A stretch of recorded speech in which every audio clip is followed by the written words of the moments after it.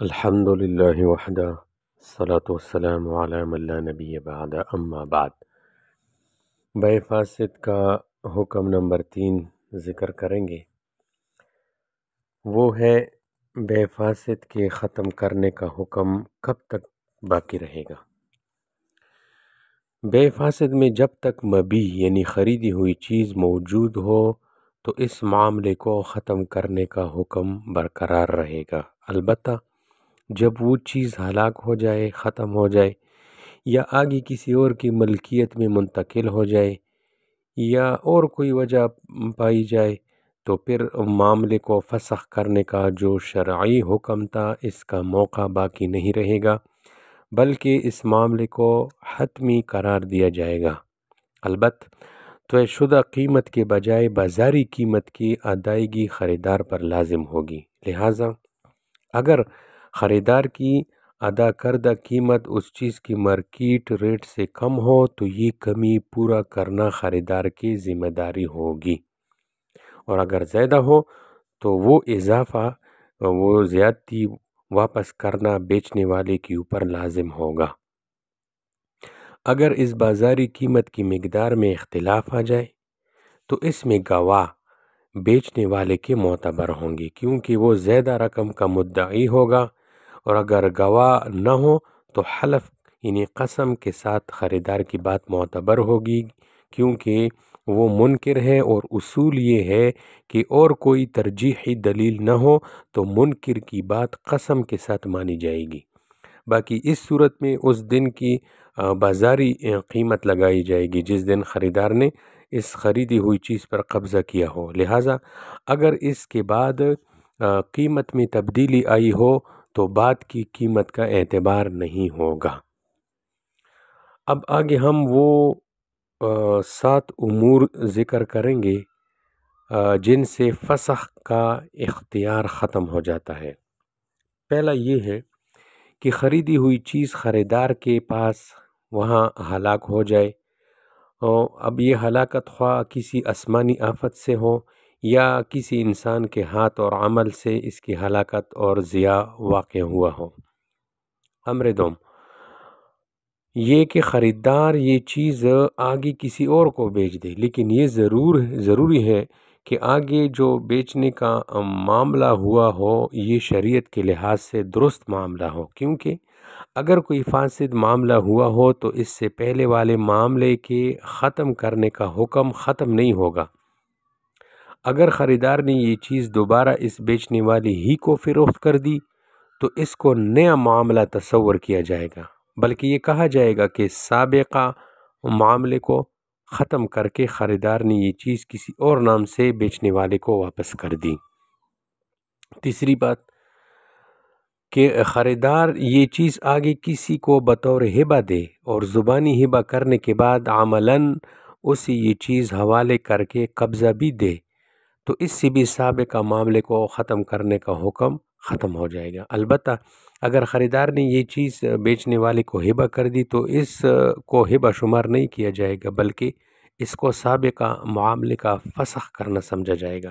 لہٰذا اس صورت میں خریدار بیچنے والے سے اپنی رقم کا مطالبہ کر سکتا ہے۔ اسی طرح اگر خریدار نے یہ چیز آگے بطور صدقہ یا بطور رہن دی تو اس کا بھی یہی حکم ہے جو ہبہ کا ہے، یعنی اگر خود بیچنے والے ہی کو صدقہ یا رہن کے طور پر دے تو اس سے سابقہ معاملے کو ختم کرنے کا عمل سمجھا جائے گا، اور اگر کسی اور کو صدقہ یا رہن کے طور پر دے تو اس سے سابقہ معاملہ حتمی ہو جائے گا۔ چوتھی بات، اگر خریدار جو ہے بے فاسد کے تحت خریدی ہوئی چیز کو وقف کر کے ہمیشہ کے لیے اللہ کے نام پر فقراء اور مستحقین کے استعمال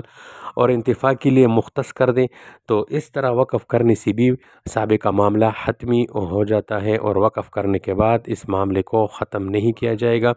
بلکہ خریدار کو بازاری قیمت کی ادائیگی کا کہا جائے گا اور وقف صحیح ہو کر فقراء اور مستحقین کا حق بن جائے گا۔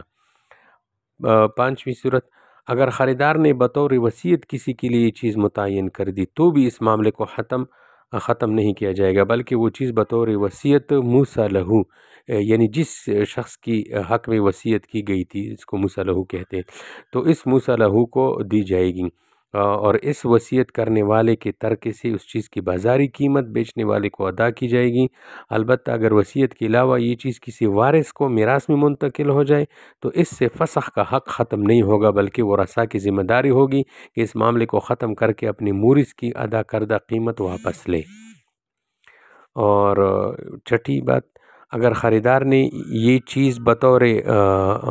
جو ہے مہر یا بطور صلح یا بطور کرایہ کسی کو دی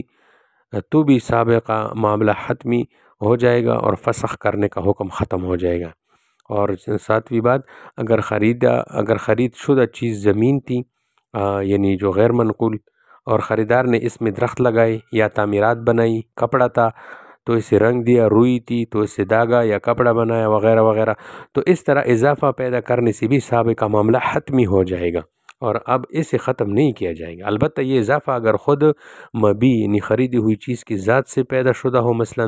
درخت کا خریدا گیا تھا اور بعد میں اس میں ہریالی اور تازگی آئی ہو، یا جانور خریدا تھا اور اس میں صحت مندی اور موٹاپا ظاہر ہوا، تو اس طرح کا اضافہ اس معاملے کو فسخ کرنے اور ختم کرنے میں رکاوٹ نہیں بن سکتا ہے۔ اسی طرح وہ اضافہ جو اس خریدی ہوئی چیز کی ذات کے ساتھ متصل اور پیوستہ نہ ہو، مثلا بکری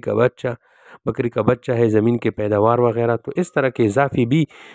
بے فاسد کو ختم کرنے کا حکم ختم نہیں ہو جاتا، بلکہ وہ حکم باقی رہتا ہے۔ البتہ ایسی صورت میں معاملے کو ختم کرنے کے بعد جو اضافی چیز بیچنے والے کو ملے گی تو اس کے لیے اس کا استعمال جائز نہیں ہوگا، بلکہ اس کو صدقہ کرنا ضروری ہوگا۔ تو امید ہے یہ 7 چیزیں سمجھ آئی ہوئی ہوگی، جس میں سب سے پہلے یہ بیان کیا کہ خریدی ہوئی چیز خریدار کے ہاں ہلاک ہو جائے، اور امر دوم یہ بیان کیا کہ خریدار یہ چیز آگے کسی اور کو بھیج دے، اور تیسری بات کہ خریدار یہ چیز آگے کسی کو بطور ہبہ دے دے، اور چوتھی بات اگر خریدار بے فاسد کے تحت خریدی ہوئی چیز کو وقف کر کے ہمیشہ کے لیے اللہ کے نام پر فقراء اور مستحقین کے استعمال اور انتفاع کے لیے مختص کر دیں۔ اور پانچویں بات کیا کہ اگر خریدار نے بطور وصیت کسی کے لیے یہ چیز متعین کر دی، اور چھٹی بات جو ہے اگر خریدار نے یہ چیز بطور مہر یا بطور صلح یا بطور کرایہ کسی کو دی، اور ساتویں بات اگر خرید شدہ چیز زمین تھی اور خریدار نے اس میں درخت وغیرہ لگائے یا تعمیرات تھی وغیرہ وغیرہ، تو اس طرح اضافہ پیدا کرنے سے بھی سابقہ معاملہ حتمی ہو جائے گا۔ تو یہ چند باتیں جو ہے حکم نمبر 3 کے تحت جو ہے وہ بیان ہو گئی۔ اس کے بعد پھر اس حکم کی کچھ وضاحتیں ہیں، حکم نمبر 3 کی کچھ وضاحتیں ہیں، وہ بھی انشاءاللہ پھر بعد میں کریں گے۔